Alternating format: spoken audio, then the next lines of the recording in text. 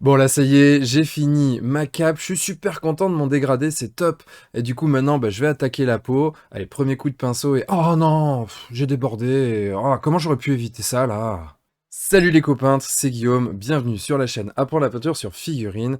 Aujourd'hui, on va continuer notre petit challenge un jour une vidéo et on va répondre à une question qui m'a été posée dans un commentaire d'une vidéo précédente, en l'occurrence par Tessaodé, alors je sais pas si je prononce bien le pseudo, je suis désolé, qui me demande: Bonjour Guillaume, merci pour ta chouette vidéo, j'ai 3 questions. Vaut-il mieux peindre toutes les couches de base avant de peindre les éclaircissements?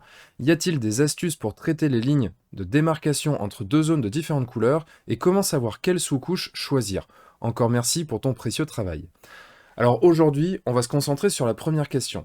Si toutefois vous pensez que les deux autres questions, elles sont intéressantes à traiter en vidéo, dites-le moi en commentaire, comme ça je pourrai les traiter. Et d'ailleurs, si vous avez des questions de votre côté, n'hésitez pas à me les poser aussi dans les commentaires, parce que c'est comme ça que je réalise ce challenge. Si j'ai pas de questions, je vais vite être à court de vidéo. Donc n'hésitez pas à me laisser vos questions dans les commentaires. Alors dans un premier temps, j'avoue que j'ai pas tout à fait compris la question. Je me suis dit, ok, si on part du principe que par couche de base, il entend les valeurs intermédiaires, il est en train de demander si on peut d'abord peindre les éclaircissements, puis ensuite les valeurs intermédiaires.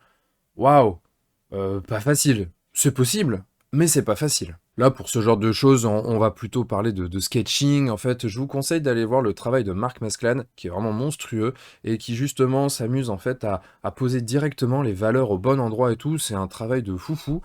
Ça rend hyper bien, ça va beaucoup plus vite, mais par contre, je pense qu'il faut une certaine maîtrise du sujet, voire même une très très bonne maîtrise du sujet. Et c'est seulement dans un second temps que j'ai compris vraiment le sens de la question, c'est, en tout cas je pense, est-ce que je dois faire toutes mes zones avec mes couches de base, puis ensuite éclaircir et ombrer chacune de ces zones, ou est-ce qu'il faut que je traite zone par zone en faisant les couches de base, puis ensuite monter sur mes éclaircies, puis passer à une autre zone? Je pense que la question elle est plutôt dans ce sens-là. Alors, il n'y a pas une seule bonne réponse à cette question, je pense. Déjà parce que, à mon sens, il y a quand même vraiment autant de process de peinture qu'il n'y a de peintres, mais on va quand même aller un petit peu plus loin dans la réponse parce que celle-ci, elle n'est pas tout à fait satisfaisante. Donc du coup, on va prendre les deux méthodologies, celle où on fait zone par zone, celle où on fait toutes les bases d'un coup et ensuite on finit, et on va voir un petit peu quels sont les avantages de chacun. Alors, on va commencer par la méthode où on fait toutes nos couches de base avant d'aller plus loin sur la peinture. Eh bien, la première chose, c'est que ça va nous permettre de mieux voir, de mieux définir si notre schéma de couleur, il est cohérent, s'il nous plaît, si on n'est pas en train de taper à côté. Parce que pour le coup, premièrement, ça nous permet de voir comment les couleurs se répondent les unes aux autres. Et ça, c'est super intéressant parce que c'est vrai que quand on a une partie de la figurine qui reste en sous-couche, qu'elle soit blanche, qu'elle soit noire, qu'elle soit grise, du coup, c'est quelque chose qui n'a pas la saturation, qui n'a pas la valeur et qui n'a pas la couleur finale. Donc, du coup, c'est une zone entre guillemets neutre. Sauf que l'œil l'aperçoit quand même et du coup, elle va répondre d'une certaine manière aux couleurs qui l'entourent, parce que ça, on l'a déjà vu dans plein d'autres vidéos, vous savez ce que j'en pense par rapport à ce comportement relatif des couleurs. Donc, évidemment, par exemple, si on peint une figurine avec une cape rouge, voilà, mais qu'autour, l'ensemble reste noir parce que c'est la couleur de notre sous-couche, du coup, le rouge, il va sortir d'une certaine manière, en tout cas, l'œil va le percevoir d'une certaine manière par rapport à cet encadrement noir, et une fois qu'on va couvrir d'une autre couleur les parties noires, le rouge va changer un petit peu de comportement. Le fait de peindre toutes ces couches de base avant d'aller plus loin, ça permet d'éviter ce biais-là et justement de voir comment le rouge répond quand on va mettre toutes nos petites couleurs à côté. Donc, s'il y a une couleur qui sort un petit peu du truc, ou si notre rouge, finalement, on aurait préféré qu'il soit un petit peu différent, tout ça, on peut corriger tout de suite, parce que justement, on a son environnement plus ou moins final qui est déjà posé, et ça nous permet d'ajuster.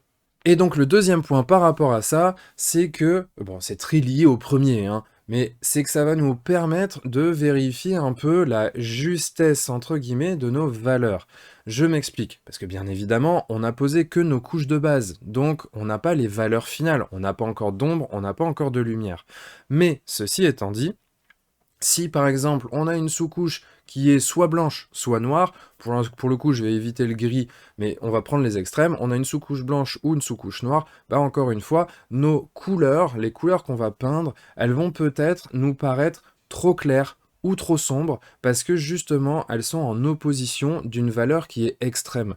Par exemple, si on fait à nouveau ce rouge, mais cette fois-ci encadré de blanc, peut-être qu'il va nous paraître très très sombre, tout simplement parce qu'il est encadré de blanc. Alors que si à côté, on a un petit peu de bleu, un petit peu de marron, avec justement des valeurs qui sont différentes de celles du blanc, notre rouge, il va juste être comme on voulait qu'il soit. Donc le fait, encore une fois, de peindre toutes les couches de base nous permet aussi d'éviter ça et on va dire d'avoir un ensemble plus juste de ce qu'on va vouloir au final en termes de valeur sur les différentes zones. Ça ne concerne évidemment pas que la valeur, on l'a vu, ça concerne aussi les couleurs, ça concerne aussi les températures, ça concerne finalement un petit peu tout ce qui va être nos contrastes sur notre figurine. Donc ça, c'est un élément à vraiment prendre en compte et justement, ça a des biais, on le verra plus tard, quand on veut peindre pas toutes les bases d'un coup. Et donc, pour ceux qui ont l'habitude justement plutôt de faire l'inverse, de peindre zone par zone, vous avez déjà dû avoir le coup de «Ah là, je suis super clair, c'est bon». Par exemple, je suis en train de faire un NMM, mon NMM il pète, il brille de ouf et tout, parce que je suis en tour, il y a que du noir, et puis dès qu'on passe les couleurs à côté, ah bah en fait, c'est pas si brillant que ça. Bah oui, parce qu'en fait ça brillait, c'était encadré de noir, maintenant c'est plus le cas, donc ça brille vachement moins. Bref, le fait de faire toutes les couches de base d'un coup, ça permet déjà de voir comment les couleurs se répondent, et donc ça a cet avantage-là. Alors, un autre avantage aussi de faire toutes les bases d'un coup, c'est que si on déborde en faisant par exemple la base de mon t-shirt et que je déborde sur mon pantalon, mon pantalon, il y a que la couche de base qui est faite. Donc finalement, si j'ai débordé, c'est pas très grave, ça se reprend rapidement. On va voir par contre que c'est pas très grave dans un premier temps. Après, c'est un petit peu plus embêtant. Et donc du coup, c'est aussi pour ça que moi j'aime bien peindre en zone par zone. Ça, on va rentrer plus dans le détail dans la deuxième partie, quand justement, on va parler de la peinture zone par zone.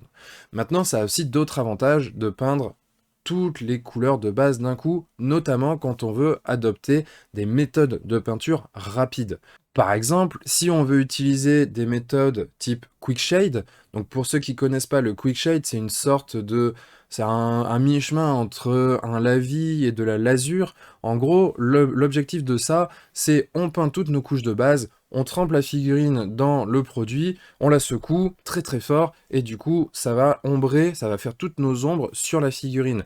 Là, l'avantage, en fait, c'est que, du coup, si on fait toutes nos couches de base et qu'on procède à cette méthode, on fait tous nos ombrages d'un coup, et du coup, ça va beaucoup, beaucoup plus vite. Maintenant, il faut bien évidemment être conscient du résultat qu'on va obtenir, puisque le fait de mettre le lavis, en tout cas le lavis slash lasure, enfin bref, le quick shade, sur notre couleur et qu'il soit le même partout, que ce quick shade soit le même partout, ça va réduire un petit peu les contrastes de la figurine, parce que notre blanc, il va tirer un petit peu sur la couleur du quick shade, le bleu aussi, le rouge aussi, la peau aussi, mais si vraiment on est dans une optique de peinture très très rapide, ça fonctionne quand même plutôt pas trop mal. De la même manière, on peut aussi avoir des techniques, par exemple, de post-ombrage. Donc là, c'est on peint toutes nos couches de base. Ensuite, avec un aérographe, par exemple, on va venir faire une lumière avec une encre blanche qu'on va ensuite reteinter avec une couleur qui serait la couleur de la lumière. Donc par exemple, un filtre un peu jaune. Et là, on obtient quelque chose de super intéressant aussi pour de la peinture rapide. D'ailleurs, si vous avez envie de voir une petite vidéo sur le sujet, c'est possible, mais pour ça, il faut le demander en commentaire. Donc, comme on le voit, il y a quand même plusieurs avantages à faire toutes les couches de base avant de passer aux éclaircissements ou aux ombres. Maintenant, il y a aussi des avantages à faire zone par zone, sinon, je peindrai pas en zone par zone. Le premier truc, c'est que tout ce qui est encore de la couleur de la sous-couche, moi je considère que je peux largement déborder dessus. Parce que souvent, ça me fait gagner du temps. Et donc du coup, quand je vais peindre ma zone et qu'elle est encadrée de zones qui sont pas encore peintes, je vais beaucoup plus vite. Tout simplement parce que je déborde un petit peu à côté quand je pose ma couche de base, puis quand je pose ma première lumière, puis ma deuxième lumière. Je déborde, je m'en fous en fait, parce que de toute façon, c'est de la sous-couche. Je vais recouvrir derrière. Donc pour ça, ça me fait quand même gagner un petit peu de temps. C'est pas négligeable non plus. Et c'est aussi pour ça que j'aime bien. Sachant que, en plus de ça, si on peint dans le bon ordre, ce que je considère comme étant le bon ordre, attention, c'est pas non plus voilà, une vérité absolue, Bah, je trouve que c'est quand même vachement plus simple de ne pas déborder sur des zones qui sont déjà peintes. Bien sûr, encore une fois, déborder sur de la sous-couche, ça c'est pas un souci. Et oui, c'est ça qui fait écho à l'introduction de la vidéo, c'est du coup dans quel ordre peindre. Et en fait, moi ce que j'ai tendance à faire, c'est de réfléchir à deux choses. La première, c'est est-ce que je vais utiliser une technique entre guillemets salissante? Quand j'entends technique salissante, j'entends voilà les brossages à sec, l'aérographe, bref, toutes les techniques qui vont potentiellement déborder sur les zones d'à côté. Quand je peins avec une de ces techniques, j'ai tendance à commencer par celle-là. Toujours pareil, parce que si je déborde sur la sous-couche, c'est pas grave. On l'a déjà dit ça. Et ensuite, si on parle pas de technique, entre guillemets, encore une fois, salissante, donc de technique qui déborde, eh bien, dans ce cas-là, je vais peindre en couches d'oignon, on pourrait dire. C'est-à-dire que je vais commencer par les couches les plus au fond, et puis je vais habiller progressivement la figurine. Donc là, par exemple, si je devais me peindre moi, je commencerai par ma peau, puis ensuite je ferai mon t-shirt, puis les cheveux, et ainsi de suite. Bref, je vais du cœur jusqu'à l'extérieur. Typiquement, si par exemple on prend un zombie, on voit un os, bah, je vais commencer par l'os, puis ensuite la peau, puis ensuite le t-shirt, puis ensuite une écharpe. Voilà, bon, c'est les couches par couche, quoi. Et avec ça, en fait, ça permet bah, de ne pas déborder sur les couches précédentes. Donc au final, si ces couches précédentes, elles sont déjà avancées, bah, c'est pas un souci parce que 90%, voire même 99% du temps, je vais pas déborder sur ces zones. Donc ça ne me pose pas de problème. Un autre point qui est super intéressant aussi quand on peint en zone par zone, je trouve que c'est beaucoup plus simple de peindre à la chaîne quand c'est comme ça. Et ça, c'est super intéressant quand on veut faire des unités ou même carrément des jeux de société avec des figurines qui sont pour certaines identiques, voire, oh, allez, on va dire au moins similaires, et que du coup on a un schéma de couleurs qui se répète, bah, c'est beaucoup plus simple pour moi de peindre à la chaîne comme ça, et donc du coup, encore une fois, d'aller plus vite. Si par exemple, on sait que on a du rouge à peindre sur cette zone-là en particulier, on va pouvoir prendre chaque figurine une par une, faire la zone, poum poum poum, poum poum poum poum poum poum poum poum, et voilà, c'est fait. Et ensuite, on passe à l'étape suivante en le faisant comme ça, zone par zone. Je trouve que c'est beaucoup plus visible. On a tendance à quand même vachement moins oublier de zones que si on fait toutes les couches de base, puis ensuite il faut faire tous les éclaircies et ainsi de suite. Je trouve ça quand même beaucoup plus simple. Et un autre avantage aussi de peindre en zone par zone, je trouve, c'est que quand on va se donner entre guillemets un budget temps sur une figurine ou sur un groupe de figurines, peu importe, eh bien, du coup, on va pouvoir plus facilement se focus sur les zones qui sont les plus importantes. On va commencer par celles-là, on va les avancer, on va les faire plus aboutis, et ensuite on va ajuster le reste en fonction bah, du temps qui nous reste. Donc comme ça, on a fait le travail principal sur bah, notre zone principale, en tout cas les zones qui sont nos zones d'intérêt, et ensuite pour le reste de la figurine, bah, si à un moment donné on n'a plus de temps, bah on va bâcler un petit peu le truc, mais c'est pas grave parce que c'est des zones au final, on s'en fout un petit peu. Par exemple, si les bottes de la figurine, elles restent très sombres avec juste un tout petit éclairci, machin ou quoi, pas très grave, c'est vraiment pas là qu'on va avoir envie d'attirer l'œil. Ah oui, et alors dernier point aussi, dernier avantage pour le zone par zone, c'est que du coup, bah, des fois il y a certaines techniques où si on fait toute la figurine d'un coup, on va devoir attendre, ça va nous obliger d'attendre. Typiquement, si on pose des lavis, le fait de le faire zone par zone, on peut choisir de traiter à la suite des zones qui ne se touchent pas, qui sont pas en contact l'une de l'autre, et donc du coup ça nous évite des temps d'attente, des temps de séchage entre bah, les différentes zones, et ça c'est plutôt intéressant.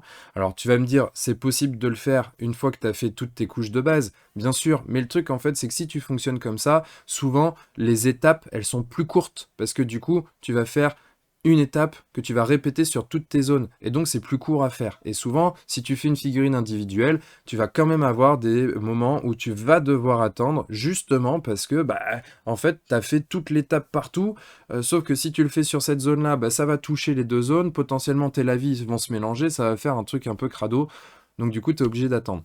Bref, tu l'auras compris, il n'y a pas une bonne réponse à cette question, il y en a plein, et ça va vraiment dépendre bah, de tes attentes, de toi, ce que tu aimes faire, de comment tu envisages ta peinture, quel est le projet sur lequel tu es, est-ce que tu as un temps défini ou pas.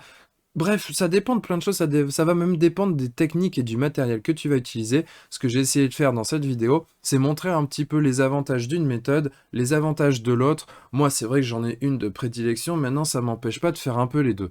Donc voilà, ça va te permettre de voir un petit peu peut-être ce qui peut te correspondre davantage, ou voir aussi, si t'as pas testé une des deux méthodes, que tu fais toujours la même, bah, de tester l'autre, de voir si tu retrouves ces avantages que j'ai donnés, et voir si ça peut te convenir.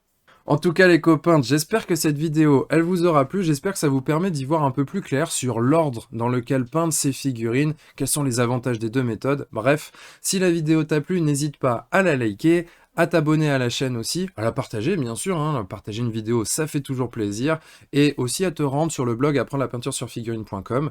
Le petit guide du débutant maintenant, il est dans la description de la vidéo, et bien sûr, n'hésite pas à me poser tes questions en commentaire, parce que c'est comme ça que je vais arriver à faire ce challenge d'une vidéo un jour, parce que sinon, je vais pas y arriver, tout simplement. S'il n'y a pas de questions, il n'y a pas de réponse, donc pose-moi tes questions.